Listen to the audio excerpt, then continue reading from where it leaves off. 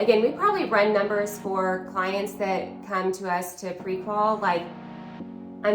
Sometimes I feel like it's 10, 15, 20 different times, 20 different numbers and scenarios. And even before I send my first set of numbers to a buyer, we're looking at all those things. Like, okay, what if we do this instead of this? How much does that change their monthly payment? So again, it's all about what is most beneficial for the buyer.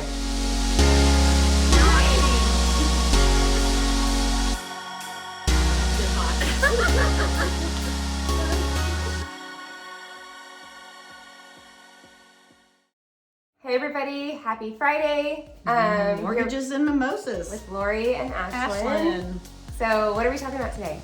Let's talk about that customer that we were just talking about. I've got a customer that's working and the agent, and they're trying to negotiate. So they're trying to figure out, what should I offer? What should I get in concessions? What's the net amount to the seller in their pocket, and what's going to be the best benefit for me?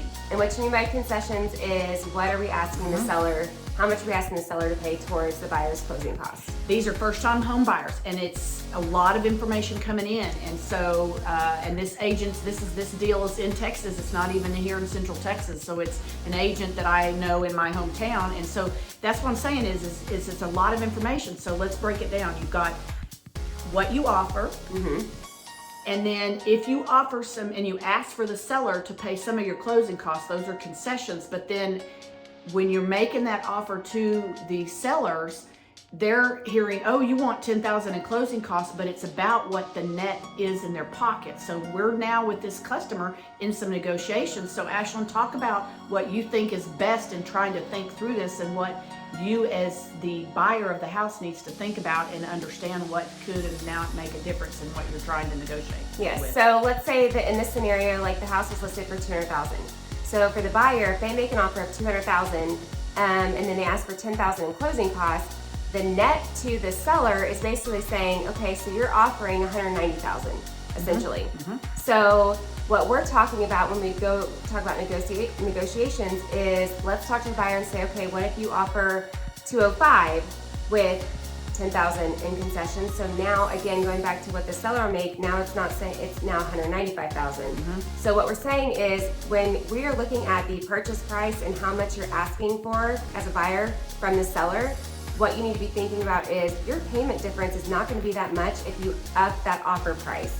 So again, offer maybe $205,000 or $210,000 and ask for $5,000 to $10,000 in seller concessions. So then it's a win-win. You, the buyer, monthly payment doesn't change that much, but now your out-of-pocket's going to be $5,000 or $10,000 less to go towards closing costs or buying down your rate, and the seller is still going to be making the money that they want to make. And that's exactly what I'm thinking when you're talking, is because in this situation, I had quoted a rate to the borrower, and these are first-time home buyers. So I was like, if you ask for $2,000 or $3,000 more, and we use that to buy that rate down, you talk to us, because the difference of what you're offering and getting a little bit more in seller concessions can make a difference depending on your situations. Now, we're not going to get on here and just say this or that without seeing numbers, because numbers don't lie. It's all about the numbers. And so you need to understand that asking and saying, let me get another $2,000 from them to buy that rate down, is that going to benefit me more, or adding more to that purchase price? And again,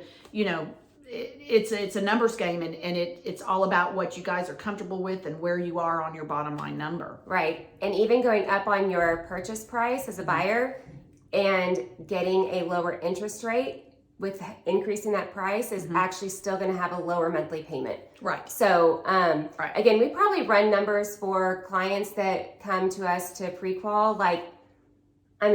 Sometimes I feel like it's 10, 15, 20 different times, 20 different numbers and scenarios. And even before I send my first set of numbers to a buyer, we're looking at all those things. Like, okay, what if we do this instead of this? How much does that change their monthly payment? So again, it's all about what is most beneficial for the buyer. So when you are going to make an offer, I think when all is said and done, our point of this is, especially the important relationship between us and the realtor, and also with you, is don't submit an offer without talking to us. Right. Give us a call. Let us know what. I also notice I always say give us a call. Like text on us. video. I'm always like, give me a call.